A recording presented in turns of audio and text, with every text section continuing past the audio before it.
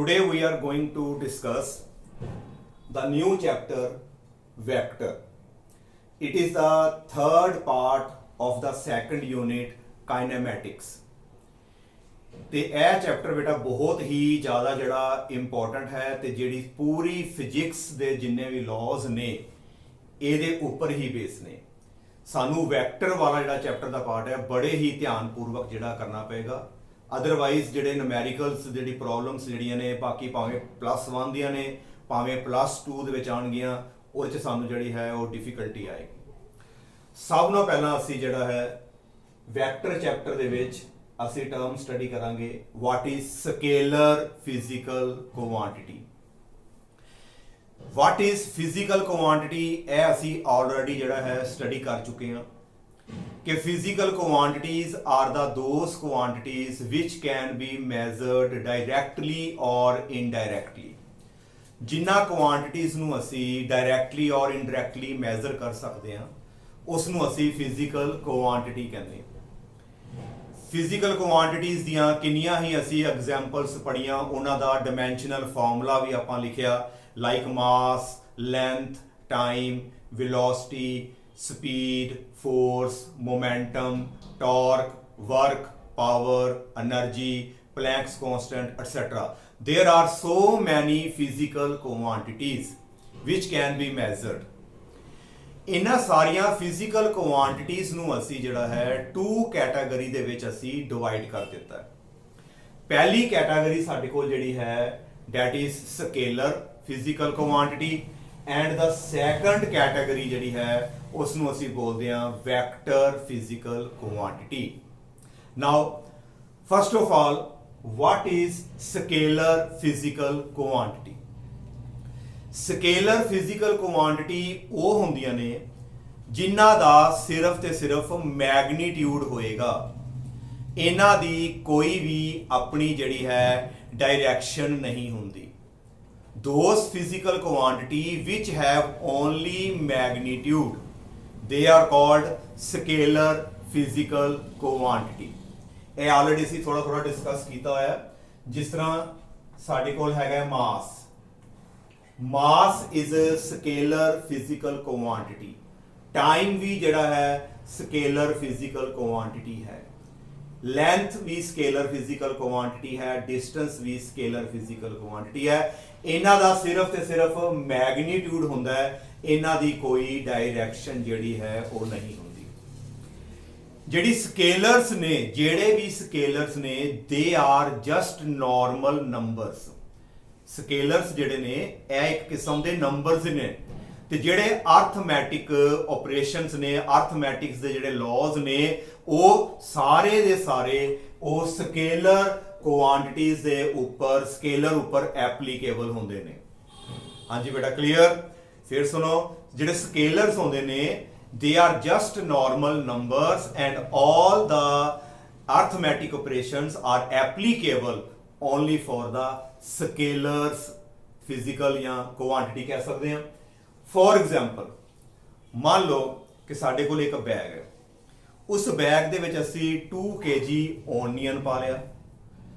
ਉਹਦੇ ਵਿੱਚ ਹੀ ਅਸੀਂ ਬਾਜ਼ਾਰ ਗਏ ਤੇ 2 kg ਜਿਹੜੀ ਵਿੱਚੋਂ ਪੋਟੈਟੋ ਜਾਂ ਟਮਾਟੋ ਵਗੈਰਾ ਅਸੀਂ ਪਾ ਲਏ ਤੇ ਸਾਡੇ ਕੋਲ ਟੋਟਲ ਉਹਦਾ ਜਿਹੜਾ ਮਾਸ ਹੈ ਕਿੰਨਾ ਹੋ ਜਾਏਗਾ? ਸਾਡੇ ਕੋਲ 4 kg ਹੋ ਜਾਏਗਾ, ਕਿਉਂਕਿ 2 ਕਿਲੋ ਵਿੱਚ ਆ ਗਏ ਸਾਡੇ ਪਿਆਜ਼ ਤੇ 2 ਕਿਲੋ ਸਾਡੇ ਵਿੱਚ ਜਿਹੜੇ ਨੇ ਉਹ ਪੋਟੈਟੋ ਆ।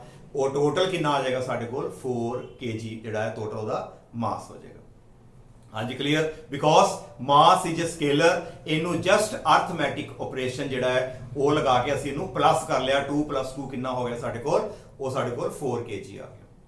ਸਿਮਿਲਰਲੀ ਮੰਨ ਲਓ ਕਿ ਸਾਡੇ ਕੋਲ ਕਿਸੇ ਦਿਨ ਮਾਰਨਿੰਗ ਦਾ ਅਸੀਂ ਟੈਂਪਰੇਚਰ ਨੋਟ ਕੀਤਾ।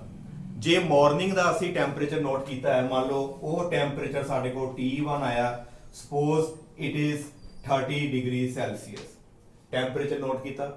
ਉਸ ਤੋਂ ਬਾਅਦ ਅਸੀਂ ਦੁਪਹਿਰ ਨੂੰ ਆਫਟਰਨੂਨ ਨੂੰ ਫਿਰ ਦੁਬਾਰਾ ਅਸੀਂ ਟੈਂਪਰੇਚਰ ਨੋਟ ਕੀਤਾ, suppose it is 25 degree Celsius.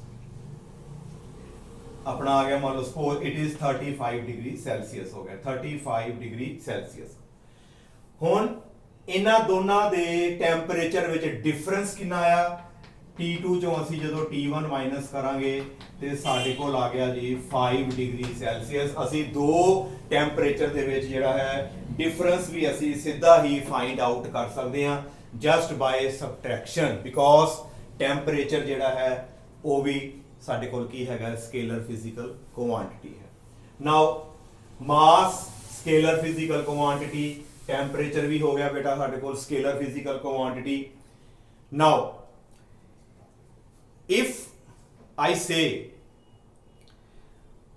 a car is moving along east direction with velocity, ਉਹਦੀ ਜਿਹੜੀ velocity ਹੈ it is 30 meter per second। ਕਾਰ ਜਿਹੜੀ ਹੈ ਈਸਟ ਵਾਲੇ ਪਾਸੇ ਜਾ ਰਹੀ ਹੈ, suppose it is the east direction with velocity। ਇਹਦੇ ਉੱਪਰ ਵੈਸੇ ਅਸੀਂ ਵੈਕਟਰ ਪਾਵਾਂਗੇ, ਇਹਨੂੰ ਅਸੀਂ ਬਾਅਦ ਵਿੱਚੋਂ ਡਿਸਕਸ ਕਰਾਂਗੇ ਇਹ ਕੀ ਚੀਜ਼ ਹੈਗੀ ਹੈ। velocity is a vector quantity। car is moving along east with 30 meter per second, then it start moving along north direction। ਉਹ north ਵਾਲੇ ਪਾਸੇ ਜਾਣ ਲੱਗ ਪਈ, suppose 20 ਮੀਟਰ ਪਰ ਸੈਕਿੰਡ ਦੇ ਨਾਲ ਜਿਹੜੇ ਹੈ ਉਹ north ਵਾਲੇ ਪਾਸੇ ਜਾਣ ਲੱਗ ਪਈ। ਕਿ ਇਸ ਕੇਸ ਦੇ ਵਿੱਚ ਤੁਸੀਂ ਜੇਕਰ ਵੈਲੋਸਿਟੀ ਵਿੱਚ ਕਿੰਨਾ ਡਿਫਰੈਂਸ ਹੈ ਇਹ ਫਾਈਂਡ ਕਰਨਾ ਹੋਵੇ ਤੇ ਅਸੀਂ ਕੀ ਕਰਾਂਗੇ, 30 ਮਾਈਨਸ 20 ਇਹ ਸਾਡੇ ਕੋਲ ਆ ਜਾਏਗਾ 10 ਮੀਟਰ ਪਰ ਸੈਕਿੰਡ। ਪਰ ਇਹ ਬੇਟਾ ਗਲਤ ਹੋਏਗਾ, ਬਿਕੋਜ਼ ਵੈਲੋਸਿਟੀ ਜਿਹੜੀ ਹੈ it is not a scalar, it is a vector quantity. ਤੇ ਵੈਕਟਰ ਕੁਆਂਟੀਟੀ ਦੇ ਵਿੱਚ ਜਿਹੜੀ ਹੈ ਮੈਗਨੀਟਿਊਡ ਵੀ ਹੁੰਦਾ ਹੈ ਤੇ ਨਾਲ ਉਹਦੀ ਜਿਹੜੀ ਹੈ ਡਾਇਰੈਕਸ਼ਨ ਵੀ ਹੁੰਦੀ ਹੈ। ਇੱਥੇ ਤੁਸੀਂ ਸਿੰਪਲੀ ਜਿਹੜੇ ਅਰਥਮੈਟਿਕ ਆਪਰੇਸ਼ਨ ਜਿਹੜੇ ਲਾਜ਼ ਨੇ ਉਹ ਨਹੀਂ ਲਗਾ ਸਕਦੇ। ਇਹਨੂੰ ਸਮਝਣ ਦੇ ਲਈ ਸਾਨੂੰ ਜਿਹੜਾ ਹੈ ਵੈਕਟਰ ਅਲਜਬਰਾ ਉਹਨੂੰ ਡਿਟੇਲ ਦੇ ਵਿੱਚ ਜਿਹੜਾ ਹੈ ਸਾਨੂੰ ਸਮਝਣਾ ਪਏਗਾ ਕਿ ਜਿਹੜੇ ਲਾਜ਼ ਸਕੇਲਰ ਦੇ ਵਿੱਚ ਲੱਗਦੇ ਨੇ ਕੀ ਉਹੀਓ ਲਾਜ਼ ਵੈਕਟਰ ਵਿੱਚ ਐਪਲੀਕੇਬਲ ਨੇ, ਨਹੀਂ ਐਪਲੀਕੇਬਲ ਨੇ। ਵੈਕਟਰ ਦੇ ਆਪਣੇ ਲਾਜ਼ ਨੇ, ਸਕੇਲਰ ਦੇ ਅਰਥਮੈਟਿਕ ਜਸਟ ਆਪਰੇਸ਼ਨ ਹੈ। ਹਾਂਜੀ ਕਲੀਅਰ। ਸਿਮਿਲਰਲੀ ਇੱਕ ਹੋਰ ਐਗਜ਼ਾਮਪਲ ਦੇਖੋ, ਮੰਨ ਲਓ ਇਹ ਕੋਈ ਬਾਡੀ ਹੈ, ਇਹਦੇ ਉੱਪਰ ਅਸੀਂ ਇਸ ਡਾਇਰੈਕਸ਼ਨ 'ਚ ਇੱਕ ਫੋਰਸ ਲਗਾਉਂਦੇ ਆ, ਸਪੋਜ਼ ਇਟ ਇਜ਼ 20 ਨਿਊਟਨ। ਇਸ ਡਾਇਰੈਕਸ਼ਨ 'ਚ ਫੋਰਸ ਲਗਾਈ 20, ਫਿਰ ਅਸੀਂ ਇਹਦੇ ਬਿਲਕੁਲ ਆਪੋਜ਼ਿਟ ਡਾਇਰੈਕਸ਼ਨ ਦੇ ਵਿੱਚ ਵੀ ਅਸੀਂ ਜਿਹੜੀ ਹੈ ਫੋਰਸ ਲਗਾ ਦਿੱਤੀ ਹੈ 20 ਨਿਊਟਨ। ਇਸ ਤਰ੍ਹਾਂ ਤੁਹਾਡੇ ਕੋਲ ਇੱਕ ਬਾਡੀ ਉੱਪਰ ਦੋ ਫੋਰਸਿਸ ਲੱਗ ਗਈਆਂ ਨੇ ਤੇ ਮੈਂ ਪੁੱਛਾਂ ਕਿ ਤੁਹਾਨੂੰ ਇਸ ਬਾਡੀ ਦੇ ਉੱਪਰ ਟੋਟਲ ਕਿੰਨੀ ਫੋਰਸ ਐਕਟ ਹੋਈ ਹੈ, ਦੈਨ ਜੇ ਤੇ ਫੋਰਸ ਸਕੇਲਰ ਹੁੰਦੀ ਅਸੀਂ ਤੇ ਕਹਿਣਾ ਸੀ 20 ਤੇ ਪਲੱਸ 20 ਕਿੰਨੀ ਹੋ ਗਈ, 40 ਨਿਊਟਨ ਹੋ ਗਈ। But force is a vector quantity ਤੇ ਉਹਦੇ ਵਿੱਚ ਐ ਸਿੰਪਲੀ ਤੁਸੀਂ ਸਿੱਧਾ 20 ਪਲੱਸ 20 40 ਨਹੀਂ ਕਰ ਸਕਦੇ। ਇਹਦਾ ਜਿਹੜੇ ਵਿੱਚ ਆਨਸਰ ਜਿਹੜਾ ਆਏਗਾ ਉਹ ਆਏਗਾ 0। ਇਹਦੇ ਉੱਪਰ ਜਿਹੜੀ ਨੈਟ ਫੋਰਸ ਲੱਗੀ ਹੈ ਉਹ 0 ਲੱਗੀ ਹੈ, because these two forces are acting in the opposite direction। ਵੈਸੇ ਵੀ ਇਹ ਕਾਮਨ ਸੈਂਸ ਹੈ, ਅਸੀਂ ਆਮ ਡੇਲੀ ਲਾਈਫ 'ਚ ਵੀ ਦੇਖਦੇ ਹਾਂ। ਜੇ ਮੰਨ ਲਓ ਇੱਕ ਕਾਰ ਹੈ, ਕਾਰ ਦੇ ਵਿੱਚ ਮੰਨ ਲਓ ਪੈਟਰੋਲ ਖਤਮ ਹੋ ਗਿਆ ਜਾਂ ਖਰਾਬ ਹੋ ਗਈ ਹੈ ਤੇ ਤੁਸੀਂ ਦੇਖਿਆ ਹੋਏਗਾ ਕਿ ਜਦੋਂ ਵੀ ਉਹਨੂੰ ਧੱਕਾ ਲਗਾ ਕੇ ਅਸੀਂ ਅੱਗੇ ਕਰਨਾ ਹੈ, ਕਾਰ ਨੂੰ ਸਾਈਡ ਤੇ ਕਰਨਾ ਹੈ, ਤੇ ਜਿਹੜੇ ਵੀ ਉਹ ਆਦਮੀ ਜਿਹੜੇ ਫੋਰਸ ਲਗਾਉਂਦੇ ਨੇ ਉਹ ਇੱਕੋ ਹੀ ਡਾਇਰੈਕਸ਼ਨ 'ਚ ਲਗਾਉਂਦੇ ਨੇ, ਫਿਰ ਉਹ ਐਡ ਹੁੰਦੀ ਹੈ। ਤੇ ਜੇ ਦੋ ਬੰਦੇ ਇਧਰੋਂ ਫੋਰਸ ਲਗਾ ਰਹੇ ਨੇ ਕਾਰ ਨੂੰ, ਦੋ ਬੰਦੇ ਓਨੀ ਫੋਰਸ ਇੱਧਰ ਲਗਾਈ ਜਾਣਗੇ ਤੇ ਕਾਰ ਤੇ ਉੱਥੇ ਹੀ ਖਲੋਤੀ ਰਹੇਗੀ ਨਾ। ਹਾਂਜੀ ਬੇਟਾ ਕਲੀਅਰ। ਕਹਿਣ ਦਾ ਮਤਲਬ ਹੈ ਕਿ ਦੋ ਕੁਆਂਟੀਟੀਜ਼ ਨੇ ਸਕੇਲਰ ਤੇ ਵੈਕਟਰ, ਇਹਦੀ ਡਾਇਰੈਕਸ਼ਨ ਨਹੀਂ ਹੁੰਦੀ ਤੇ ਵੈਕਟਰ ਜਿਹੜੀ ਕੁਆਂਟੀਟੀ ਹੈ ਇਹਦਾ ਮੈਗਨੀਟਿਊਡ ਵੀ ਹੈ ਤੇ ਇਹਦੀ ਆਪਣੀ ਡਾਇਰੈਕਸ਼ਨ ਵੀ ਹੁੰਦੀ ਹੈ। ਇਹਦੇ ਵਿੱਚ ਜਸਟ ਅਰਥਮੈਟਿਕ ਆਪਰੇਸ਼ਨ ਜਿਹੜੇ ਹੈ ਲਗਾ ਸਕਦੇ ਆ, ਐਡੀਸ਼ਨ ਸਬਟ੍ਰੈਕਸ਼ਨ ਕਰ ਸਕਦੇ ਆ, ਕੋਈ ਪ੍ਰੋਬਲਮ ਨਹੀਂ। ਪਰ ਵੈਕਟਰ ਵਾਸਤੇ ਤੁਸੀਂ ਅਰਥਮੈਟਿਕ ਆਪਰੇਸ਼ਨ ਨਹੀਂ ਅਪਲਾਈ ਕਰ ਸਕਦੇ। ਇਹਦੇ ਵਾਸਤੇ ਸਾਨੂੰ ਜਿਹੜਾ ਹੈ ਵੈਕਟਰ ਅਲਜਬਰੇ ਨੂੰ ਜਿਹੜਾ ਹੈ ਚੰਗੇ ਤਰੀਕੇ ਦੇ ਨਾਲ ਉਹਨੂੰ ਸਮਝਣਾ ਪਏਗਾ। Now clear. Now the next term, angle between two vectors. Angle between two vectors ਅਸੀਂ ਜਿਹੜਾ ਹੈ ਕਿਸ ਤਰ੍ਹਾਂ ਫਾਈਂਡ ਕਰਦੇ ਹਾਂ। ਸਭ ਨਾਲ ਪਹਿਲਾਂ ਦੇਖੀਏ ਕਿ ਵੈਕਟਰ ਨੂੰ ਅਸੀਂ ਰਿਪਰੈਜ਼ੈਂਟ ਕਿਸ ਤਰ੍ਹਾਂ ਕਰਨਾ ਹੈ। ਪਹਿਲਾਂ ਅਸੀਂ ਦੇਖਦੇ ਹਾਂ ਕਿ ਵੈਕਟਰ ਨੂੰ ਰਿਪਰੈਜ਼ੈਂਟ ਕਿਸ ਤਰ੍ਹਾਂ ਕਰਨਾ ਹੈ। ਦੇਖੋ ਕਿਸੇ ਵੀ ਵੈਕਟਰ ਨੂੰ ਰਿਪਰੈਜ਼ੈਂਟ ਕਰਨ ਵਾਸਤੇ ਸਾਨੂੰ ਕੀ ਕਰਨਾ ਪਏਗਾ, ਇੱਕ ਜਸਟ ਐਰੋ ਦੀ ਮਦਦ ਦੇ ਨਾਲ ਅਸੀਂ ਵੈਕਟਰ ਨੂੰ ਰਿਪਰੈਜ਼ੈਂਟ ਕਰਨਾ। ਇਹ ਜਿਹੜੀ ਐਰੋ ਆਪਾਂ ਡਰਾ ਕੀਤੀ ਹੈ, it is a vector, it will give us the direction. ਜਿਹੜੀ ਆ ਐਰੋ ਦੀ ਟੇਲ ਹੈ, it is a tail, it is called starting point. ਇਸ ਨੂੰ ਅਸੀਂ ਬੋਲਦੇ ਹਾਂ starting point of the vector. ਇਹ ਸਟਾਰਟਿੰਗ ਪੁਆਇੰਟ ਹੈ, origin। ਇਹ ਐਰੋ ਹੈਗੀ ਹੈ ਸਾਡੀ ਹੈਡ, ਇਹ ਉਸ ਡਾਇਰੈਕਸ਼ਨ ਚ ਹੋਏਗਾ ਜਿੱਧਰ ਨੂੰ ਬੋਡੀ ਨੇ ਮੂਵ ਕਰਨਾ ਹੈ, ਜਿੱਧਰ ਨੂੰ ਸਾਡੀ ਡਾਇਰੈਕਸ਼ਨ ਹੈ। ਟਰਮੀਨੇਟਿੰਗ ਪੁਆਇੰਟ ਇਹ ਸਾਡਾ ਹੈਗਾ ਸਟਾਰਟਿੰਗ ਪੁਆਇੰਟ। ਇਹਦਾ ਮਤਲਬ ਐਰੋ ਦੇ ਦੋ ਪਾਰਟਸ ਹੋ ਗਏ, ਵੈਕਟਰ ਦੇ ਦੋ ਪਾਰਟਸ, ਇੱਕ ਤੇ ਵੈਕਟਰ ਦੀ ਟੇਲ, ਇੱਕ ਵੈਕਟਰ ਦਾ ਜਿਹੜਾ ਹੈ ਹੈਡ, ਇਹਨੂੰ ਅਸੀਂ ਟਿਪ ਵੀ ਬੋਲਦੇ ਹਾਂ। ਤੇ ਤੀਸਰਾ ਪਾਰਟ ਜਿਹੜਾ ਹੈ vector the, now this one, this represent the magnitude of vector. Magnitude of vector ਜਿਹੜੀ ਉਹ ਐਰੋ ਦੀ ਜਿਹੜੀ ਲੈਂਥ ਹੋਏਗੀ, it will gives us the magnitude. ਉਹ ਸਾਨੂੰ ਉਹਦੀ ਜਿਹੜੀ ਹੈ ਮੈਗਨੀਟਿਊਡ ਬਾਰੇ ਦੱਸੇਗੀ, ਉਹਦੀ ਜਿਹੜੀ ਮੈਜ਼ਰਡ ਵੈਲਿਊ ਕਿੰਨੀ ਹੈ ਉਹਦੇ ਬਾਰੇ ਸਾਨੂੰ ਜਿਹੜਾ ਹੈ ਉਹ ਇਸ ਐਰੋ ਦੀ ਲੈਂਥ ਤੋਂ ਜਿਹੜਾ ਹੈ ਸਾਨੂੰ ਪਤਾ ਲੱਗੇਗਾ। ਹਾਂਜੀ, ਕਲੀਅਰ। ਨਾਓ ਇਹ ਤੁਸੀਂ ਨੋਟ ਕਰ ਲਿਆ ਕਿ ਵੈਕਟਰ ਨੂੰ ਰਿਪਰੈਜ਼ੈਂਟ ਕਰਨ ਵਾਸਤੇ ਸਾਨੂੰ ਇੱਕ ਜਿਹੜਾ ਹੈ ਐਰੋ ਦੀ ਜ਼ਰੂਰਤ ਹੁੰਦੀ ਹੈ। ਫੋਰ ਐਗਜ਼ਾਮਪਲ, ਮੰਨ ਲਓ ਇੱਕ ਬੋਡੀ A ਪੁਆਇੰਟ ਤੋਂ ਸਟਾਰਟ ਹੋਈ, ਉਹ ਬੋਡੀ ਜਿਹੜੀ ਹੈ ਕਿਹੜੇ ਪੁਆਇੰਟ ਤੇ ਪਹੁੰਚ ਚੁੱਕੀ ਹੈ, B ਪੁਆਇੰਟ ਤੇ ਜਾਣਾ ਉਹਨੇ। A body start from A and the body want to go from A to B. Then we will show with the help of a vector. ਅਸੀਂ ਇਸ ਨੂੰ ਜਿਹੜਾ ਹੈ ਇੱਕ ਵੈਕਟਰ ਦੀ ਹੈਲਪ ਦੇ ਰਾਹੀਂ ਸ਼ੋ ਕਰਾਂਗੇ। ਤੇ ਦੇਖੋ ਧਿਆਨ ਨਾਲ, ਅਸੀਂ ਇੱਕ ਐਰੋ ਡਰਾ ਕਰ ਦਿੱਤੀ। ਇਸ ਐਰੋ ਦੇ ਵਿੱਚ ਇਹ ਸਾਡਾ ਜਿਹੜਾ ਉਹਦਾ ਸਟਾਰਟਿੰਗ ਪੁਆਇੰਟ ਹੈ, ਇਥੋਂ ਬੋਡੀ ਜਿਹੜੀ ਹੈ ਸਟਾਰਟ ਹੋਈ ਸੀ ਤੇ ਇੱਥੇ ਬੋਡੀ ਨੇ ਪਹੁੰਚਣਾ ਸੀ B ਪੁਆਇੰਟ ਤੇ। ਜਿੱਥੇ ਬੋਡੀ ਪਹੁੰਚੇਗੀ ਉੱਥੇ ਟਿਪ ਆਏਗੀ ਤੇ ਜਿੱਥੋਂ ਬੋਡੀ ਸਟਾਰਟ ਹੋਈ ਉੱਥੇ ਜਿਹੜਾ ਹੈ ਵੈਕਟਰ ਦੀ ਜਿਹੜੀ ਹੈ ਉਹ ਟੇਲ ਆਏਗੀ। And that length from A to B, ਇੱਥੋਂ ਤੱਕ ਜਿਹੜੀ ਹੈ ਲੈਂਥ ਹੈ, it will gives us the magnitude of the displacement। ਇਹ ਮੈਗਨੀਟਿਊਡ ਦੱਸੇਗਾ ਸਾਡੀ A ਤੋਂ B ਤੱਕ ਸਾਡੀ ਜਿਹੜੀ ਹੈ ਉਹ ਦੂਰੀ ਕਿੰਨੀ ਹੈ। ਇਸ ਤਰ੍ਹਾਂ ਅਸੀਂ ਵੈਕਟਰ ਨੂੰ ਰਿਪਰੈਜ਼ੈਂਟ ਕਰਨਾ ਹੈ। ਤੇ ਵੈਕਟਰ ਨੂੰ ਕਈ ਸਟੂਡੈਂਟਸ ਕੀ ਕਰਦੇ ਨੇ, ਜਸਟ ਆ A ਪੁਆਇੰਟ ਖਿੱਚਿਆ, ਉਸ ਤੋਂ ਬਾਅਦ ਆ ਸਾਡਾ B ਪੁਆਇੰਟ ਆ ਗਿਆ, ਇੱਥੇ ਐਰੋ ਹੀ ਨਹੀਂ ਪਾਉਂਦੇ। ਜਿੰਨੀ ਦੇਰ ਤੱਕ ਅਸੀਂ ਐਰੋ ਨਹੀਂ ਡਾਲਾਂਗੇ ਸਾਨੂੰ ਨਹੀਂ ਪਤਾ ਲੱਗੇਗਾ ਕਿ ਅਸੀਂ A ਤੋਂ B ਜਾ ਰਹੇ ਹਾਂ ਕਿ ਅਸੀਂ ਜਿਹੜਾ ਹੈ B ਤੋਂ A ਜਾ ਰਹੇ ਹਾਂ, ਸਾਨੂੰ ਨਹੀਂ ਪਤਾ ਲੱਗਦਾ। ਐਰੋ ਦਾ ਪਾਣਾ ਬਹੁਤ ਹੀ ਜ਼ਰੂਰੀ ਹੈ। ਹਾਂਜੀ, ਕਲੀਅਰ। ਨਾਓ ਵੈਕਟਰ ਨੂੰ ਕਿਸੇ ਵੀ ਫਿਜ਼ੀਕਲ ਕੁਆਂਟੀਟੀ ਨੂੰ ਜੇ ਅਸੀਂ ਰਿਪਰੈਜ਼ੈਂਟ ਕਰਨਾ ਹੈ, ਕਿਸੇ ਵੀ ਫਿਜ਼ੀਕਲ ਕੁਆਂਟੀਟੀ ਨੂੰ ਜੇ ਅਸੀਂ ਰਿਪਰੈਜ਼ੈਂਟ ਕਰਨਾ ਹੈ ਤੇ ਅਸੀਂ ਕੀ ਕਰਾਂਗੇ, ਜਿਹੜੀਆਂ ਕੁਆਂਟੀਟੀ ਸਾਡੀਆਂ ਵੈਕਟਰ ਨੇ ਉਹਨੂੰ ਅਸੀਂ ਰਿਪਰੈਜ਼ੈਂਟ ਕਰਨਾ ਹੈ। ਫੋਰ ਐਗਜ਼ਾਮਪਲ ਫੋਰਸ, ਸਾਨੂੰ ਪਤਾ ਹੈ ਜਿਹੜੀ ਫੋਰਸ ਹੈ ਉਹ ਵੈਕਟਰ ਕੁਆਂਟੀਟੀ ਹੈ।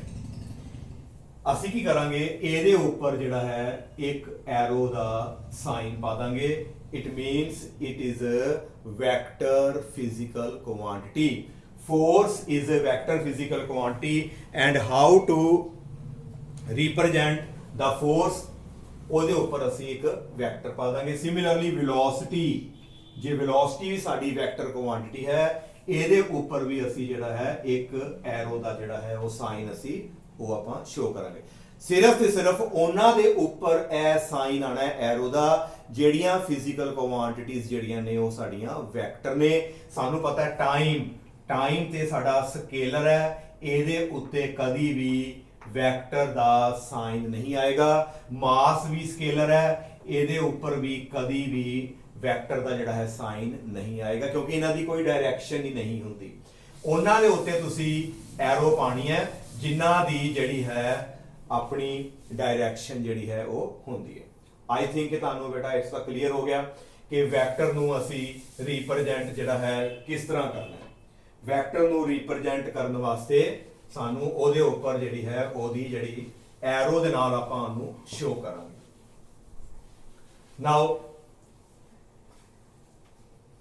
ਐਂਗਲ ਬਿਟਵੀਨ ਟੂ ਵੈਕਟਰਸ, ਦੋ ਵੈਕਟਰਾਂ ਦੇ ਵਿੱਚ ਅਸੀਂ ਐਂਗਲ ਕਿਸ ਤਰ੍ਹਾਂ ਫਾਈਂਡ ਕਰਨਾ ਹੈ। It is very very important topic. ਦੋ ਵੈਕਟਰਾਂ ਦੇ ਵਿੱਚ ਜਿਹੜਾ ਹੈ ਐਂਗਲ, ਸਪੋਜ਼ ਇਹ ਸਾਡੇ ਕੋਲ ਦੋ ਵੈਕਟਰਸ ਨੇ, ਅਸੀਂ ਕੀ ਕਰਨਾ ਹੈ, ਆ ਸਾਡਾ ਦੋ ਵੈਕਟਰਾਂ ਦੇ ਵਿੱਚ ਹੁੰਦਾ ਹੈ angle. This is vector A and this is vector B and this is the angle between two vectors. How to find angle? ਦੋ ਵੈਕਟਰਾਂ ਦੀ ਜਿਹੜੀ ਟੇਲ ਹੈ ਨਾ ਉਹ ਆਪਸ ਵਿੱਚ ਜੁਆਇਨ ਕਰਨੀ ਹੈ। ਦੋ ਵੈਕਟਰਾਂ ਦੀ ਜਦੋਂ ਟੇਲ ਆਪਸ ਵਿੱਚ ਜੁਆਇਨ ਹੋ ਗਈ, ਉਸ ਤੋਂ ਬਾਅਦ ਜਿਹੜਾ ਵਿੱਚ ਉਹ ਐਂਗਲ ਬਣੇਗਾ, that will be the angle between two vectors। ਉਹ ਸਾਡਾ ਜਿਹੜਾ ਹੈ ਨਾ ਉਹ ਦੋ ਵੈਕਟਰਾਂ ਦੇ ਵਿੱਚ ਐਂਗਲ ਹੋਏਗਾ। Now, angle between two vectors ਹਮੇਸ਼ਾ 180 ਡਿਗਰੀ ਤੋਂ ਘੱਟ ਹੀ ਆਣਾ ਹੈ। ਜਾਂ ਤੇ ਉਹ ਕੀ ਹੋਏਗਾ, ਪੂਰਾ 180 ਡਿਗਰੀ ਹੋਏਗਾ, ਜਾਂ ਇਹ 180 ਡਿਗਰੀ ਤੋਂ ਘੱਟ ਹੋਏਗਾ। ਆ ਦੇਖੋ, ਮੰਨ ਲਓ ਇੱਕ ਵੈਕਟਰ ਆ ਹੈਗਾ, ਦੂਸਰਾ ਵੈਕਟਰ ਮੇਰੇ ਕੋਲ ਆ ਹੈਗਾ। Now this is the angle between these two vector। ਆ ਜੇ ਦੋ ਵੈਕਟਰਾਂ ਦੇ ਵਿੱਚ angle, it is less than 180 ਇਹ 180 ਡਿਗਰੀ ਤੋਂ ਘੱਟ ਹੈ। if I draw like this, ਦੂਸਰਾ ਵੈਕਟਰ ਇਧਰ ਨੂੰ ਹੈ, ਇੱਕ ਵੈਕਟਰ along this side, ਦੂਸਰਾ ਉੱਪਰ ਹੈ। now this is the angle, it is a 90 degree ਹੈ।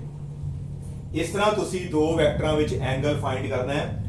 ਇਹਦੇ ਬਾਰੇ ਮੈਂ ਹਾਲੇ ਡਿਸਕਸ਼ਨ ਜਿਹੜੀ ਹੈ ਨੈਕਸਟ ਟੌਪਿਕ ਵਿੱਚ ਆਵਾਂਗੇ, ਉਦੋਂ ਕਰਨੀ ਹੈ ਜਦੋਂ ਅਸੀਂ ਸਟੱਡੀ ਕਰਾਂਗੇ ਕਿ ਵੈਕਟਰ ਨੂੰ ਅਸੀਂ ਰੋਟੇਟ ਨਹੀਂ ਕਰ ਸਕਦੇ, ਵੈਕਟਰ ਨੂੰ ਅਸੀਂ ਸ਼ਿਫਟ ਕਰ ਸਕਦੇ ਹਾਂ। ਹਾਲੇ ਆਪਾਂ ਇਹਦੇ ਬਾਰੇ ਡਿਸਕਸ ਨਹੀਂ ਕੀਤਾ। ਹਾਲੇ ਇੰਨਾ ਹੀ ਯਾਦ ਰੱਖਣਾ ਹੈ ਕਿ ਦੋ ਵੈਕਟਰਾਂ ਵਿੱਚ ਐਂਗਲ ਜੇ ਫਾਈਂਡ ਆਊਟ ਕਰਨਾ ਹੈ ਤੇ ਦੋਨਾਂ ਵੈਕਟਰਾਂ ਦੀ ਜਿਹੜੀ ਟੇਲ ਆਪਸ ਵਿੱਚ ਕੋਇਨਸਾਈਡ ਕਰ ਲਓ, ਉਸ ਤੋਂ ਬਾਅਦ ਜਿਹੜਾ ਉਹਨਾਂ ਦੇ ਵਿਚਕਾਰ ਐਂਗਲ ਬਣੇਗਾ ਨਾ ਉਹ ਤੁਹਾਡਾ ਦੋ ਵੈਕਟਰਾਂ ਦੇ ਵਿੱਚ ਜਿਹੜਾ ਹੈ ਉਹ ਐਂਗਲ ਹੋਏਗਾ। And if I draw like this, ਇੱਕ ਵੈਕਟਰ ਜਿਹੜਾ ਹੈ ਸਾਡਾ A along this side, ਦੂਸਰਾ ਵੈਕਟਰ ਜਿਹੜਾ ਹੈ it is opposite to A, ਬਿਲਕੁਲ ਉਹਦੇ opposite ਹੈ। ਇੱਕ ਇੱਧਰ ਨੂੰ ਹੈ, ਦੂਸਰਾ opposite ਹੈ, ਤੇ ਆ ਵਿਚਕਾਰ ਜਿਹੜਾ ਉਹਨਾਂ ਦੇ ਐਂਗਲ ਬਣਿਆ ਤੇ ਇਹ ਪੂਰੇ ਦਾ ਪੂਰਾ ਐਂਗਲ ਕਿੰਨਾ ਬਣੇਗਾ ਸਾਡੇ ਕੋਲ 180 ਡਿਗਰੀ ਜਿਹੜਾ ਹੈ ਉਹ ਐਂਗਲ ਆਏਗਾ ਸਾਡੇ। ਇਹਦਾ ਮਤਲਬ ਐਂਗਲ ਫਾਈਂਡ ਕਰਨ ਵਾਸਤੇ ਤੁਸੀਂ ਬਸ ਇੱਕੋ ਯਾਦ ਰੱਖੋ ਲਾਈਨ ਕਿ ਦੋ ਵੈਕਟਰਾਂ ਦੀ ਜਿਹੜੀ ਹੈ ਟੇਲ ਆਪਸ ਵਿੱਚ ਕੋਇਨਸਾਈਡ ਕਰਕੇ ਉਸ ਤੋਂ ਬਾਅਦ ਉਹਨਾਂ ਦੇ ਵਿੱਚ ਜਿਹੜਾ ਹੈ ਐਂਗਲ ਬਣਦਾ ਦੋ ਵੈਕਟਰਾਂ ਦੇ ਅੰਦਰਲਾ, ਉਹ ਐਂਗਲ ਤੁਸੀਂ ਜਿਹੜਾ ਹੈ ਉਹ ਫਾਈਂਡ ਆਊਟ ਕਰਨਾ, ਸਮਾਲਰ ਐਂਗਲ ਜਿਹਨੂੰ ਬੋਲਦੇ ਆਪਾਂ। ਹਾਂਜੀ, clear. Now next part is type of vectors. Vector ਦੀਆਂ ਟਾਈਪਸ ਬਾਰੇ ਬੇਟਾ ਆਪਾਂ ਹੁਣ ਸਟੱਡੀ ਕਰਨ ਲੱਗੇ ਹਾਂ। ਵੈਕਟਰ ਦੀਆਂ ਦੋ ਟਾਈਪਸ ਨੇ, ਇੱਕ ਹੁੰਦੀ ਹੈ ਸਾਡੇ ਕੋਲ ਪੋਲਰ ਵੈਕਟਰ ਤੇ ਦੂਸਰੀ ਟਾਈਪ ਦਾ ਜਿਹੜਾ ਨੇਮ ਹੈ that is axial vector। the first type is polar and the second is axial vector। ਦੋ ਤਰ੍ਹਾਂ ਦੇ ਸਾਡੇ ਕੋਲ ਵੈਕਟਰ ਨੇ, polar vector and second is the axial vector। Number 1, number 2। ਸਭ ਨਾਲ ਪਹਿਲਾਂ ਅਸੀਂ ਡਿਸਕਸ ਕਰਾਂਗੇ ਕਿ what is polar vector। now the first one is polar vector। polar vectors are those which have starting point, ਜਿਨ੍ਹਾਂ ਦਾ starting point ਹੁੰਦਾ ਹੈ ਜਾਂ ਜਿਨ੍ਹਾਂ ਦਾ point of application ਸਾਨੂੰ ਪਤਾ ਹੈ, ਉਹਨਾਂ ਨੂੰ ਅਸੀਂ polar vector ਬੋਲਦੇ ਹਾਂ। polar vectors are those which have starting point। ਬੇਟਾ ਤੁਸੀਂ ਨਾਲ ਦੇ ਨਾਲ ਤੁਸੀਂ ਇਹ ਨੋਟ ਕਰ ਸਕਦੇ ਹੋ ਕਾਪੀ ਦੇ ਉੱਪਰ। polar vectors are those which have starting point or point of application। for example ਆ ਦੇਖੋ ਧਿਆਨ ਨਾਲ, ਜੇ ਮੈਂ गल की सी अगे भी कि बॉडी ए तो बॉडी जिहड़ी है बी ते गई, बॉडी ए तो बी ते गई है तो साडे कोल जिहड़ी है बॉडी दी डिसप्लेसमेंट हुई है। When a body moves from A to B असी कहने हैं कि बॉडी दी जिहड़ी है डिसप्लेसमेंट हुई। डिसप्लेसमेंट हुई किथों, सानू ओदा स्टार्टिंग पॉइंट पता है कि ए तो बॉडी जिहड़ी है शिफ्ट होके ओ बी ते गई है। देयरफॉर जिहड़ी डिसप्लेसमेंट है, डिसप्लेसमेंट इट इज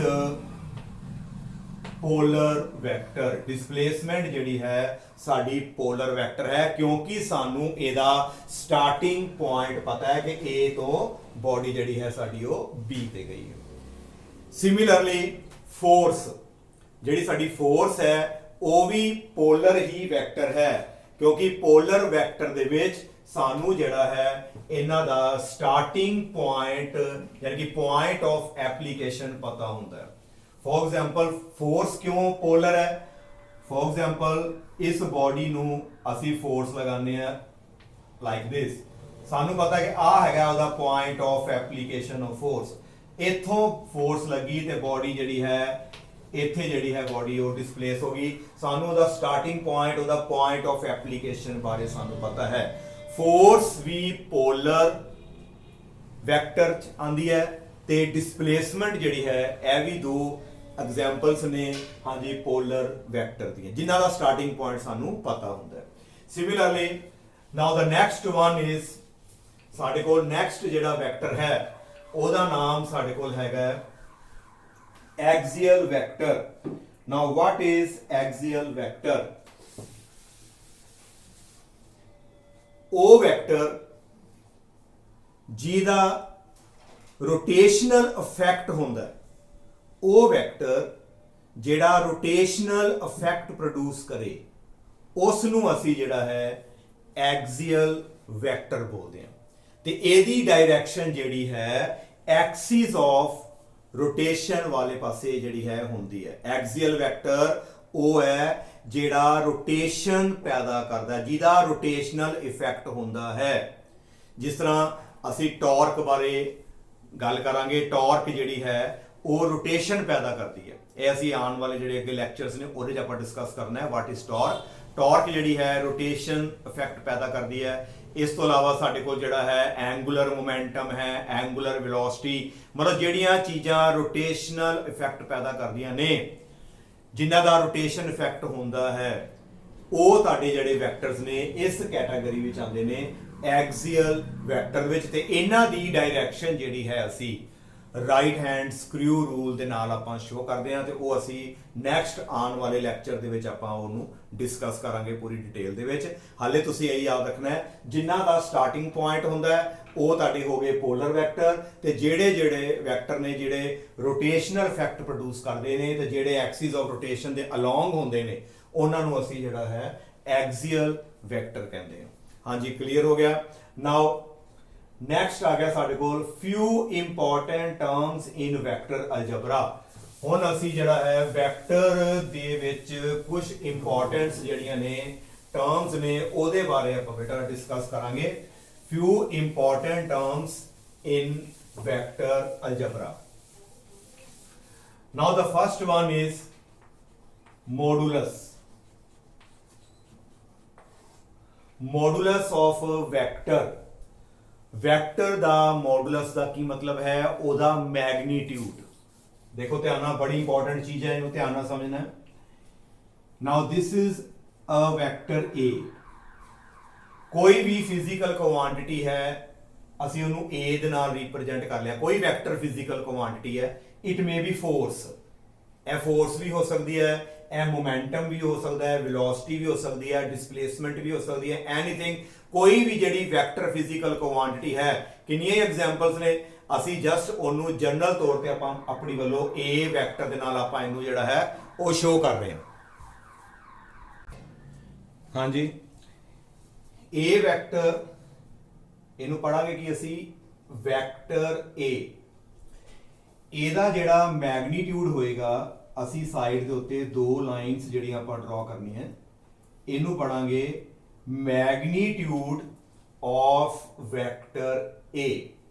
ਮੈਗਨੀਟਿਊਡ, ਇਹ ਜਿਹੜੇ ਦੋ ਲਾਈਨਸ ਅਸੀਂ ਡਰਾ ਕਰਦੇ ਹਾਂ ਇਹਨੂੰ ਅਸੀਂ ਪੜਾਂਗੇ magnitude of vector A and it is equal to just A। ਇਹਦੇ ਉੱਤੇ ਫਿਰ ਅਸੀਂ ਇਹ ਐਰੋ ਦਾ ਜਿਹੜਾ ਸਾਈਨ ਹੈ ਜਿਹੜਾ ਉਹ ਨਹੀਂ ਪਾਵਾਂਗੇ।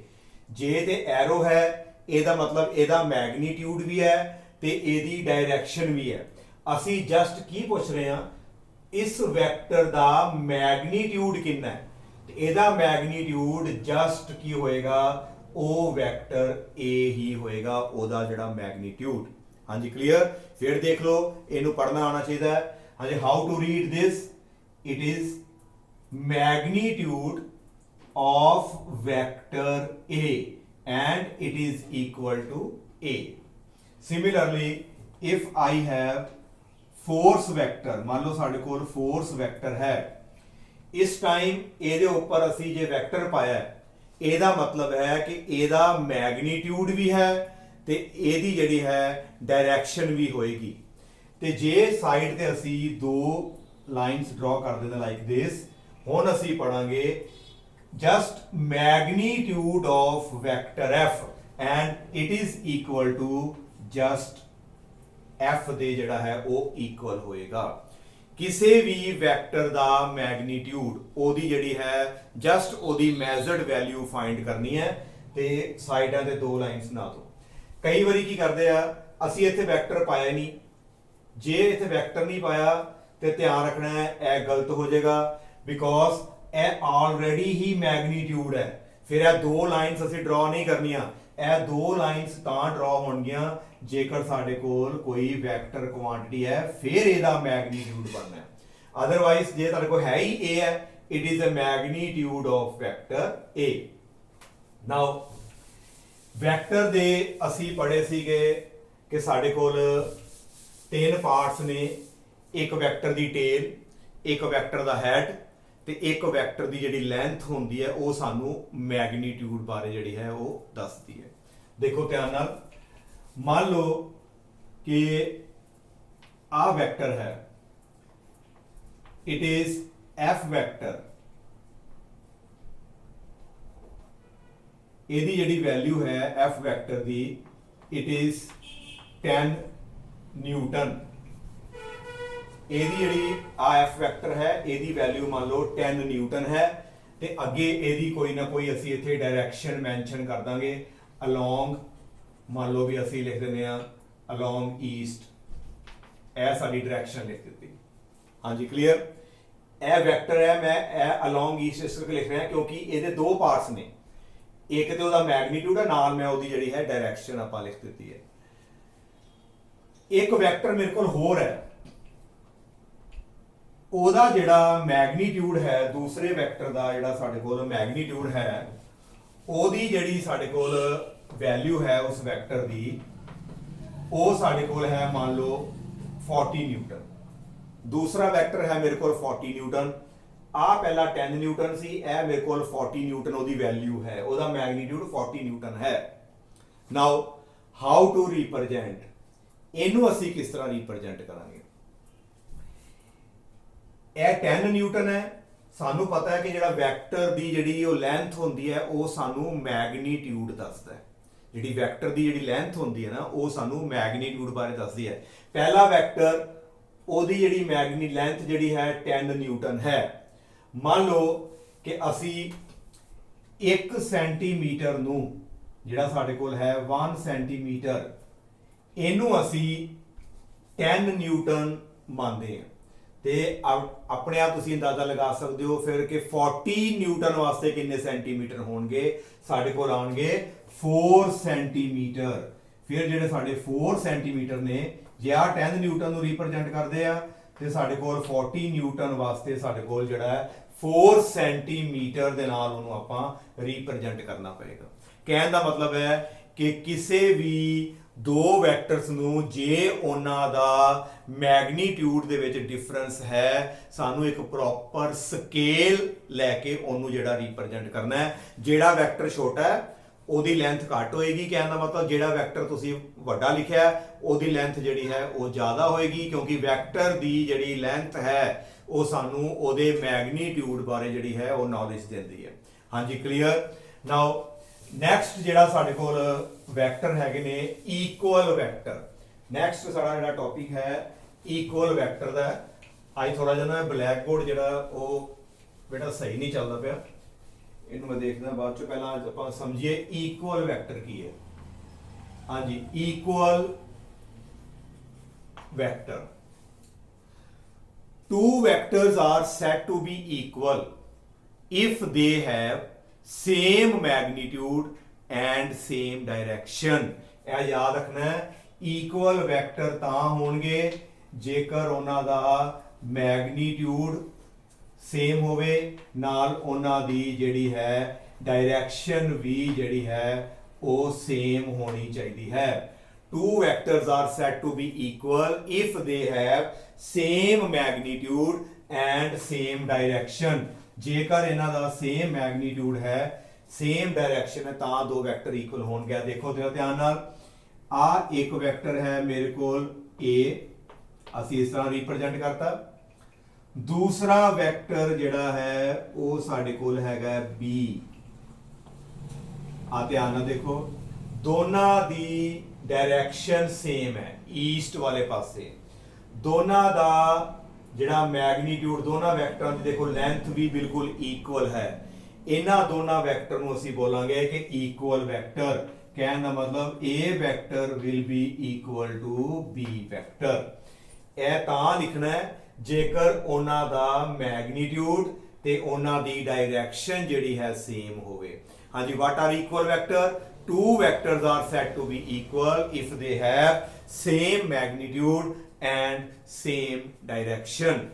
हुण आ जिहड़ा दूसरा वैक्टर देखो मैं जिहड़ा थल्ले वाला रिप्रेजेंट कीता, ਇਹ ਜ਼ਰੂਰੀ नहीं है कि ਇੱਥੇ बन है, ਤੁਸੀਂ इस तरह भी ਇਹਨੂੰ शो कर सकते हो। देखो ध्यान नाल आ साडे कोल B वैक्टर है पर दोनों दी डायरेक्शन देखो सेम है ते दोनों दा जिहड़ा मैग्नीट्यूड भी सेम है। यह दोनों वैक्टर इक्वल है। जरूरी नहीं है कि एक दे थल्ले एक बनाना है, तुसीं इहनूं पिछे भी बना सकदे, इहदी लाइन च इत्थे भी ड्रॉ कर सकदे हो। पर इन्हां दा मैग्नीट्यूड एरो दी जिहड़ी है लंबाई जिहड़ी है वैक्टर दी लंबाई जिहड़ी है मतलब ਉਹਦਾ मैग्नीट्यूड ते डायरेक्शन जिहड़ी है वो सेम होनी चाहिए है। यह तुहाडे सीगे इक्वल वैक्टर। इस तो बाद साडे कोल आंदा है नैगेटिव वैक्टर।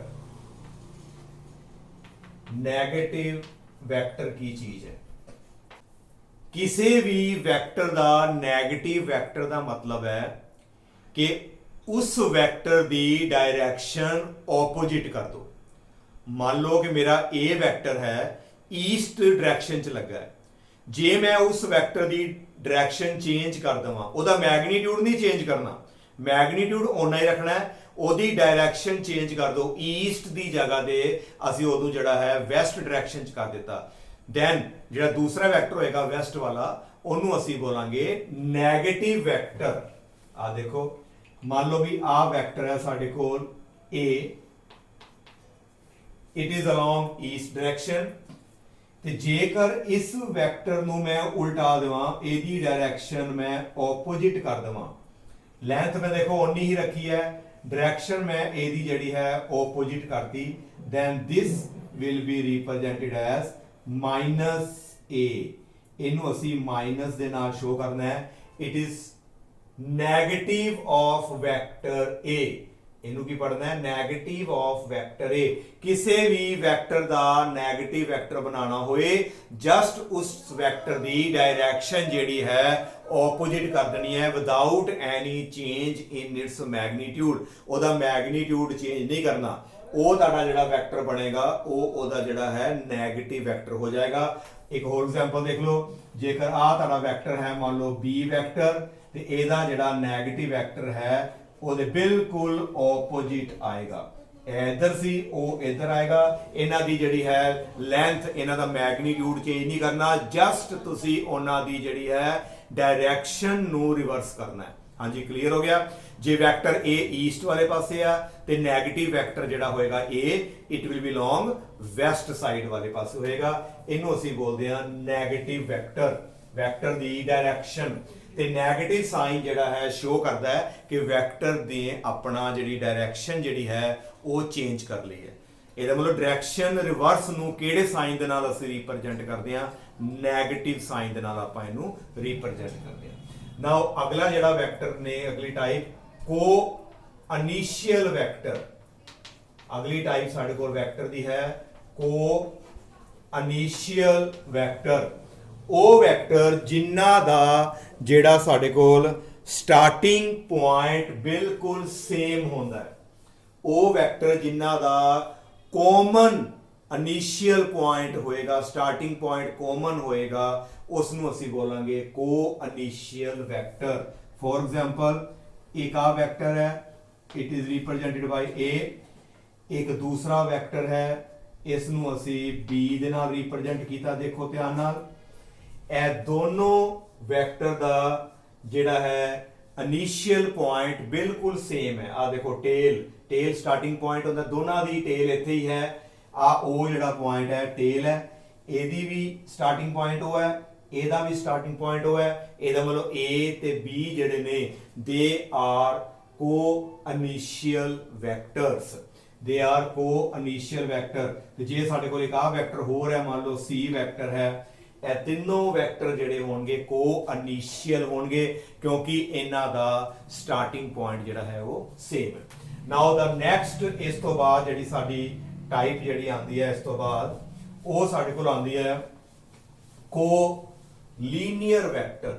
ਪਹਿਲਾ ਕੋ ਇਨੀਸ਼ੀਅਲ ਸੀ, ਹੁਣ ਸਾਡੇ ਕੋਲ ਆ ਗਿਆ ਕੋ ਲੀਨੀਅਰ ਵੈਕਟਰ। ਕੋ ਲੀਨੀਅਰ ਹਾਂਜੀ ਵੈਕਟਰਸ। ਕੋ ਲੀਨੀਅਰ ਵੈਕਟਰ ਉਹ ਨੇ ਜਿਹੜੇ ਸੇਮ ਸਟ੍ਰੇਟ ਲਾਈਨ 'ਚ ਹੋਣਗੇ। ਇਹਨਾਂ ਦਾ ਮੈਗਨੀਟਿਊਡ ਸੇਮ ਹੈ ਨਹੀਂ ਹੈ, ਪਰ ਸੇਮ ਸਟ੍ਰੇਟ ਲਾਈਨ ਵਾਲੇ ਜਿਹੜੇ ਨੇ ਉਹ ਕੋ ਲੀਨੀਅਰ ਵੈਕਟਰ ਹੋਣਗੇ। ਫॉर एग्जांपल ਆ ਦੇਖੋ, ਇੱਕ ਵੈਕਟਰ A, ਇੱਕ ਇਹ ਸਾਡੇ ਕੋਲ ਦੂਸਰਾ ਵੈਕਟਰ ਹੈ, ਆ ਸਾਡੇ ਕੋਲ ਵੈਕਟਰ ਹੈ B। ਪਹਿਲਾਂ ਚੈੱਕ ਕਰੋ ਕਿ ਇਹ ਦੋਨੋਂ ਵੈਕਟਰ ਇਕੁਅਲ ਨੇ। ਪਹਿਲਾਂ ਇਹਨਾਂ ਨੂੰ ਚੈੱਕ ਕਰੋ ਕਿ whether these two vectors are equal or not. ਪਹਿਲਾਂ ਇਹਨਾਂ ਨੂੰ ਚੈੱਕ ਕਰੋ ਕਿ ਇਹ ਦੋ ਵੈਕਟਰਸ ਜਿਹੜੇ ਨੇ ਇਕੁਅਲ ਹੈਗੇ ਆ ਕਿ ਨਹੀਂ। ਹੁਣੇ ਅਸੀਂ ਪੜਿਆ ਸੀ ਕਿ ਇਕੁਅਲ ਵੈਕਟਰ ਦੀ ਜਿਹੜੀ ਹੈ ਮੇਨ ਕੰਡੀਸ਼ਨ ਕੀ ਹੁੰਦੀ ਹੈ? ਇਕੁਅਲ ਵੈਕਟਰ ਵਾਸਤੇ ਡਾਇਰੈਕਸ਼ਨ ਸੇਮ ਚਾਹੀਦੀ ਹੈ। ਡਾਇਰੈਕਸ਼ਨ ਤਾਂ ਸੇਮ ਹੈ ਪਰ ਇਹਨਾਂ ਦਾ ਮੈਗਨੀਟਿਊਡ ਫਰਕ ਹੈ। ਇਹਦਾ ਮੈਗਨੀਟਿਊਡ ਘੱਟ ਹੈ, ਇਹਦਾ ਮੈਗਨੀਟਿਊਡ ਜ਼ਿਆਦਾ ਹੈ। ਇਹ ਦੋਨੋਂ ਵੈਕਟਰ ਜਿਹੜੇ ਨੇ ਇਕੁਅਲ ਨਹੀਂ ਨੇ, ਪਰ ਇਹ ਕੋ ਲੀਨੀਅਰ ਨੇ, ਇੱਕੋ ਹੀ ਲਾਈਨ 'ਚ ਨੇ। ਦੇਖੋ ਇਹਨਾਂ ਦੀ ਡਾਇਰੈਕਸ਼ਨ ਇੱਕ ਦੂਜੇ ਦੇ ਪੈਰਲਲ ਨੇ। ਇਹਨਾਂ ਨੂੰ ਪੈਰਲਲ ਵੀ ਬੋਲ ਸਕਦੇ ਹਾਂ, ਐਂਟੀ ਪੈਰਲਲ ਵੈਕਟਰ ਵੀ ਬੋਲ ਸਕਦੇ ਹਾਂ। ਇਹਨਾਂ ਨੂੰ ਅਸੀਂ ਬੋਲਦੇ ਹਾਂ ਕੋ ਲੀਨੀਅਰ। ਅਸੀਂ ਇਸ ਨੂੰ ਇਸ ਤਰ੍ਹਾਂ ਵੀ ਰਿਪਰੈਜ਼ੈਂਟ ਕਰ ਸਕਦੇ ਹਾਂ ਲਾਈਕ ਦਿਸ। ਦੂਜਾ ਇਹਦੇ ਆਪੋਜੀਟ ਕਰ ਦੋ, ਇਹ B ਹੈ, ਇਹ ਇਹਦਾ ਨੈਗੇਟਿਵ ਹੈ। ਹਾਂਜੀ, ਕੀ B vector A the negative ਹੈ? ਨਹੀਂ ਹੈ। ਕਿਉਂ? ਕਿਉਂਕਿ ਇਹਦਾ ਮੈਗਨੀਟਿਊਡ ਜ਼ਿਆਦਾ ਹੈ। ਜਿਹੜਾ ਨੈਗੇਟਿਵ ਵੈਕਟਰ ਆਪਾਂ ਹੁਣੇ ਪੜਿਆ ਉਹਦੇ 'ਚ ਆਪਾਂ ਸਟੱਡੀ ਕੀਤਾ ਸੀ ਕਿ ਨੈਗੇਟਿਵ ਵੈਕਟਰ ਉਹ ਹੈ ਜਿਹਦੀ ਸਿਰਫ ਡਾਇਰੈਕਸ਼ਨ ਉਲਟ ਹੋਏਗੀ ਪਰ ਮੈਗਨੀਟਿਊਡ ਸੇਮ ਹੋਏਗਾ। ਇੱਥੇ ਮੈਗਨੀਟਿਊਡ ਸੇਮ ਨਹੀਂ ਹੈ, ਪਰ ਸੇਮ ਪੈਰਲਲ ਲਾਈਨ 'ਚ ਹੋਣ ਕਰਕੇ ਇਹਨਾਂ ਨੂੰ ਅਸੀਂ ਕੋਲੀਨੀਅਰ ਵੈਕਟਰ ਬੋਲਦੇ ਹਾਂ।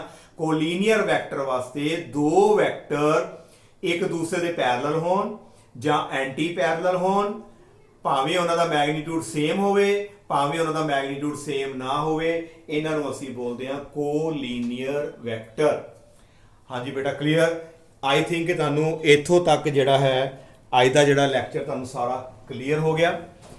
ਜੋ ਅਸੀਂ ਅੱਜ ਆਪਣੀ ਲੈਕਚਰ ਵਿੱਚ ਪੜਿਆ, ਇੱਕ ਜਸਟ 1 ਮਿੰਟ ਦੇ ਵਿੱਚ ਅਸੀਂ ਇਹਨੂੰ ਰਿਕਵਰ ਕਰ ਲੈਂਦੇ। ਦੇਖੋ ਧਿਆਨ ਨਾਲ, ਸਕੇਲਰ ਜਿਹਦਾ ਸਿਰਫ ਮੈਗਨੀਟਿਊਡ, ਕੋਈ ਡਾਇਰੈਕਸ਼ਨ ਨਹੀਂ। ਜਿੰਨੇ ਵੀ ਜਿਹੜੇ ਨੇ ਅਲਜਬਰਿਕ ਜਿਹੜੇ ਅਰਥਮੈਟਿਕ ਲਾਜ਼ ਨੇ, ਜਿਹੜੇ ਮੈਥਮੈਟਿਕ ਆਪਰੇਸ਼ਨਸ ਨੇ, ਉਹ ਐਪਲੀਕੇਬਲ ਨੇ। ਵੈਕਟਰ ਜਿਹਦਾ ਮੈਗਨੀਟਿਊਡ ਵੀ ਹੈ ਤੇ ਜਿਹਦੀ ਡਾਇਰੈਕਸ਼ਨ ਵੀ ਹੁੰਦੀ ਹੈ। ਇਹਦੇ ਵਾਸਤੇ ਸਾਨੂੰ ਵੈਕਟਰ ਅਲਜਬਰਾ ਸਟੱਡੀ ਕਰਨਾ ਪਏਗਾ। ਕਲੀਅਰ? ਵੈਕਟਰ ਨੂੰ ਰਿਪਰੈਜ਼ੈਂਟ ਕਰਨ ਵਾਸਤੇ ਇੱਕ ਐਰੋ ਹੈਡ ਯੂਜ਼ ਕਰਦੇ ਆ। ਉਹਦਾ ਇੱਕ ਟੇਲ ਹੁੰਦੀ ਹੈ, ਉਹ ਸਟਾਰਟਿੰਗ ਪੁਆਇੰਟ ਹੁੰਦਾ ਹੈ। ਇੱਕ ਉਹਦੀ ਟਿਪ ਹੁੰਦੀ ਹੈ ਜਿੱਧਰ ਨੂੰ ਉਹ ਜਿਹੜੀ ਚੀਜ਼ ਡਿਸਪਲੇਸ ਹੋਈ, ਤੇ ਇੱਕ ਉਹਦਾ ਮੈਗਨੀਟਿਊਡ ਹੁੰਦਾ। ਜਿਹੜੀ ਐਰੋ ਦੀ ਜਿਹੜੀ ਲੈਂਥ ਹੁੰਦੀ ਹੈ ਸਾਨੂੰ ਮੈਗਨੀਟਿਊਡ ਬਾਰੇ ਦੱਸਦੀ ਹੈ। ਕਿਸੇ ਵੀ ਵੈਕਟਰ ਦਾ ਮੈਗਨੀਟਿਊਡ ਫਾਈਂਡ ਕਰਨਾ ਹੈ ਤੇ ਉਹਦੇ ਸਾਈਡ ਤੇ ਦੋ ਅਸੀਂ ਲਾਈਨਸ ਡਰਾ ਕਰਦੇ, ਉਹਨੂੰ ਮੋਡੂਲਸ ਬੋਲਦੇ ਹਾਂ। ਹਾਂਜੀ, ਕਲੀਅਰ ਹੋ ਗਿਆ? ਵੈਕਟਰ ਜਿਹੜਾ ਹੈ ਇਹਦੇ 'ਚ ਐਂਗਲ ਫਾਈਂਡ ਕਰਨਾ ਹੈ ਤੇ ਐਂਗਲ ਵਾਸਤੇ ਉਹਨਾਂ ਦੋਨਾਂ ਦੀ ਜਿਹੜੀ ਵੈਕਟਰਾਂ ਦੀ ਟੇਲ ਆਪਸ ਵਿੱਚ ਕੋਇਨਸਾਈਡ ਹੋਣੀ ਚਾਹੀਦੀ ਹੈ ਤੇ ਵਿਚਕਾਰਲਾ ਐਂਗਲ ਆਏਗਾ ਜਾਂ ਤੇ 180 ਹੋ ਸਕਦਾ ਵੱਧ ਤੋਂ ਵੱਧ ਜਾਂ 180 ਤੋਂ ਜਿਹੜਾ ਹੈ ਉਹ ਘੱਟ ਹੋਏਗਾ। ਤੇ ਵੈਕਟਰ ਦੀਆਂ ਆਪਾਂ ਟਾਈਪਸ ਨੂੰ ਸਟੱਡੀ ਕੀਤਾ ਕਿ ਵੈਕਟਰ ਜਿਹੜਾ ਹੈ ਇਕੁਅਲ ਤਾਂ ਮੈਗਨੀਟਿਊਡ ਵੀ ਇਕੁਅਲ ਹੋਵੇ, ਡਾਇਰੈਕਸ਼ਨ ਵੀ ਇਕੁਅਲ ਹੋਵੇ। ਕਿਸੇ ਵੈਕਟਰ ਨੂੰ ਦੂਸਰੇ ਦਾ ਨੈਗੇਟਿਵ ਬਣਾਇਆ ਜਾ ਸਕਦਾ ਹੈ। ਕਿਸ ਤਰ੍ਹਾਂ ਬਣਾਓਗੇ? ਇੱਕ ਵੈਕਟਰ ਨੂੰ ਦੂਜੇ ਦਾ ਨੈਗੇਟਿਵ, ਉਹਦੀ ਡਾਇਰੈਕਸ਼ਨ ਰਿਵਰਸ ਕਰ ਦਿਓ, ਮੈਗਨੀਟਿਊਡ ਨਹੀਂ ਛੇੜਨਾ, ਮੈਗਨੀਟਿਊਡ ਉਹਨੇ ਰਹਿਣਾ ਹੈ, ਡਾਇਰੈਕਸ਼ਨ ਉਲਟ ਕਰ ਦਿਓ। ਜੇ ਕਦੇ 2 ਜਾਂ 3 ਵੈਕਟਰ ਦੇ ਸਟਾਰਟਿੰਗ ਪੁਆਇੰਟ ਸੇਮ ਹੈਗੇ ਨੇ ਉਹਨਾਂ ਨੂੰ ਅਸੀਂ ਕੋ ਇਨੀਸ਼ੀਅਲ ਵੈਕਟਰ ਬੋਲ ਦਿੰਦੇ ਆ। ਜੇ 2-3 ਵੈਕਟਰ ਆਪਸ ਵਿੱਚ ਪੈਰਲਲ ਨੇ, ਐਂਟੀ ਪੈਰਲਲ ਨੇ, ਭਾਵੇਂ ਮੈਗਨੀਟਿਊਡ ਸੇਮ ਹੈ ਨਹੀਂ ਹੈ, ਉਹਨਾਂ ਨੂੰ ਅਸੀਂ ਕੋ ਲੀਨੀਅਰ ਵੈਕਟਰ ਜਿਹੜਾ ਹੈ ਉਹਦੇ ਨਾਲ ਆਪਾਂ ਇਹਨੂੰ ਰਿਪਰੈਜ਼ੈਂਟ ਕਰਦੇ ਹਾਂ। ਆਈ ਥਿੰਕ ਕਿ ਤੁਹਾਨੂੰ ਅੱਜ ਦਾ ਲੈਕਚਰ ਜਿਹੜਾ ਹੈ ਉਹ ਚੰਗੇ ਤਰੀਕੇ ਨਾਲ ਕਲੀਅਰ ਹੋ ਗਿਆ। ਨੈਕਸਟ ਲੈਕਚਰ ਦੇ ਵਿੱਚ ਬੇਟਾ ਅਸੀਂ ਇਸ ਤੋਂ ਅੱਗੇ ਫਰਦਰ ਜਿਹੜਾ ਆਪਾਂ ਇਹਨੂੰ ਕੰਟੀਨਿਊ ਕਰਾਂਗੇ। Thank you.